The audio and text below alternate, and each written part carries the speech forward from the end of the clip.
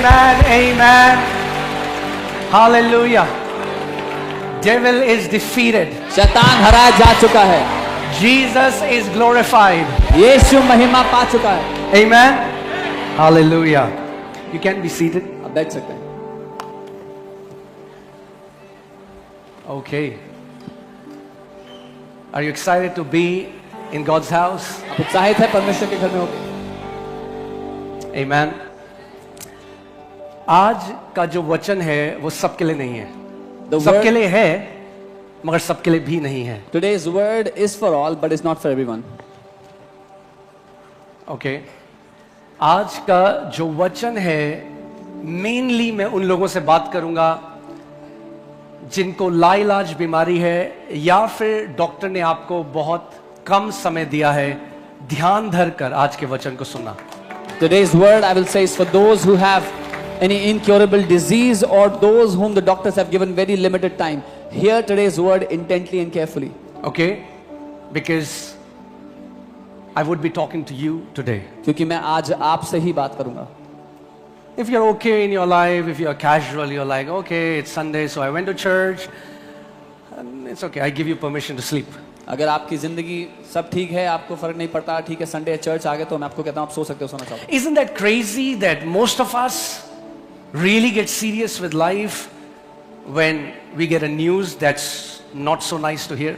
क्या ये हैरानी की बात नहीं है कि हम लोग तब जिंदगी को गंभीरता से लेते हैं जब कोई ऐसी खबर आती है जो इतनी अच्छी नहीं है सुनने में। Before that we don't have time, we are busy, there are 10,000 things to do. उससे पहले हमारे पास टाइम नहीं है, 10,000 चीजों में हम बिजी हैं। But when doctor gives a report, जब डॉक्टर कोई रिपोर्ट देता है, now those 10,000 things don't matter. अब वो 10,000 चीजों का कोई फायदा नहीं है।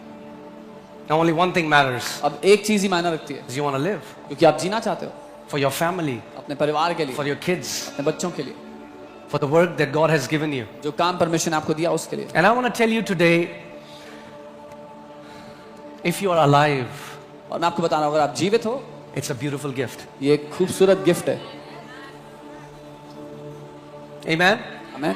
So many times we look at life and we say that person has a bigger car, I come in two-wheeler.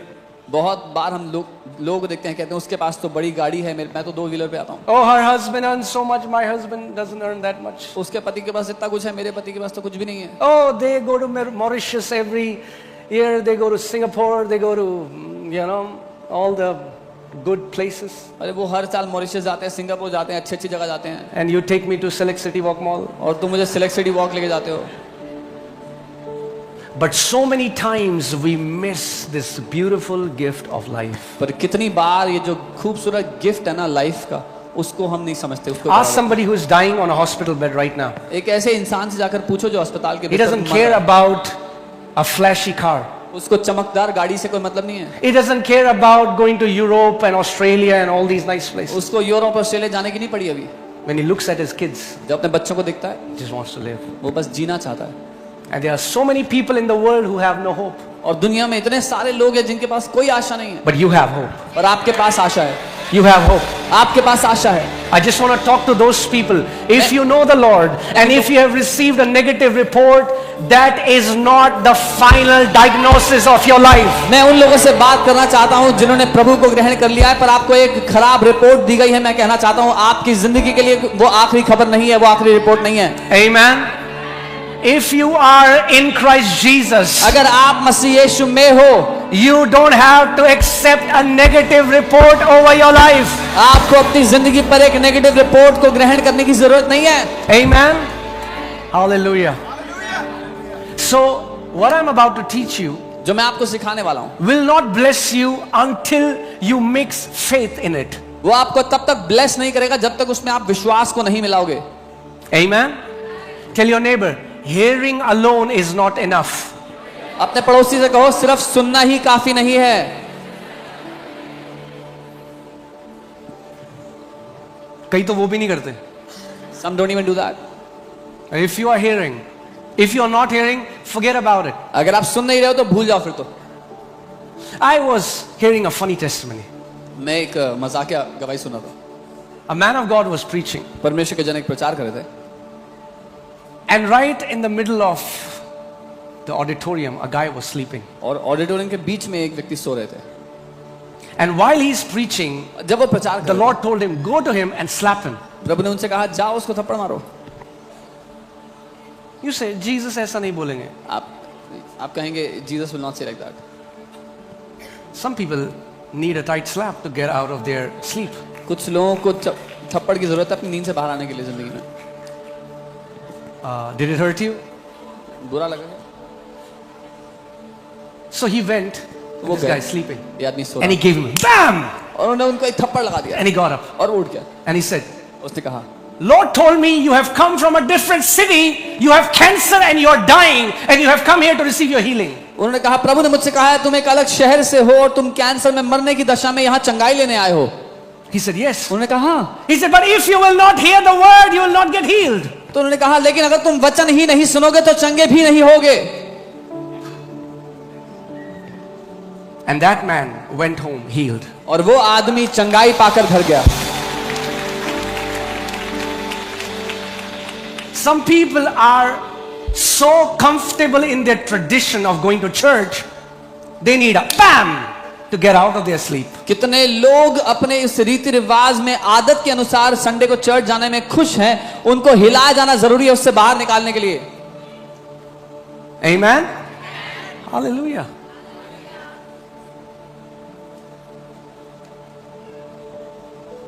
Well, till now the Lord hasn't told that to me. अभी तक प्रभु ने मुझे तो ऐसा नहीं कहा है.